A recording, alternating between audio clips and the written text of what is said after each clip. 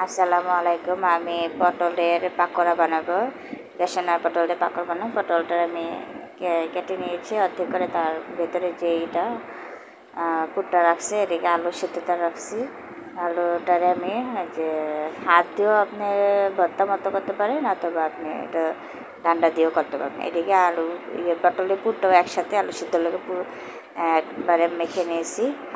আর এদিকে আমি বেসন দিয়ে নিয়েছি। বেসনের সাথে হলুদে গুঁড়া, মরিচের গুঁড়া, লবণ, জিরার গুঁড়া, ধনিয়ার গুঁড়া সব একসাথে নাড়া দিয়ে তারপর আমি হ্যান্ড দিয়ে পানি দিয়ে এটারে পেস্ট করে নিব, বা মানে ব্যাটার তৈরি করে নিব। এটারে ভালো করে ব্যাটার হওয়ার পর তারপর আমি হলুদ আর লবণ দিয়ে আমি পটলটারে একটু মাখবো। মাখার পর আমি তেলের মধ্যে ভাজবো, হালকা ভাজার পর এটার আমি একটা পাত্রে তুলে নেব।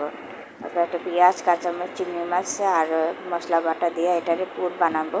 এটা নাড়ার পর তারপরে আমি একটু হলুদের গুঁড়া, মরিচের গুঁড়া, জিরার গুঁড়া, তারপরে সেই আলু আর পটলের ভেতরে যে পুরটা এটা ভালো করে এটা ঢালার পর এটারে নাড়া দিব আমি।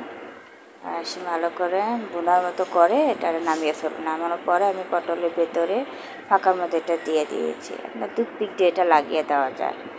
তো আমি যে চামচ যেটা না পুরগুলারে ভালো করে ঢুকিয়ে দিলাম। ঢোকানোর পরে এটার আমি ওই বাটারের মধ্যে চুবিয়ে তারপরে আমি তেলের মধ্যে এটা ভেজে তুলবো। পুরা পাকোড়ার মতো হবে এটা পাকোড়া। এটা আমি নাম দিয়েছি পটল আর বেসন দিয়ে পাকোড়া। কেমন হয়েছে আমার রেসিপিটা? ভালো লাগলে লাইক, কমেন্ট, সাবস্ক্রাইব আর শেয়ার করবেন।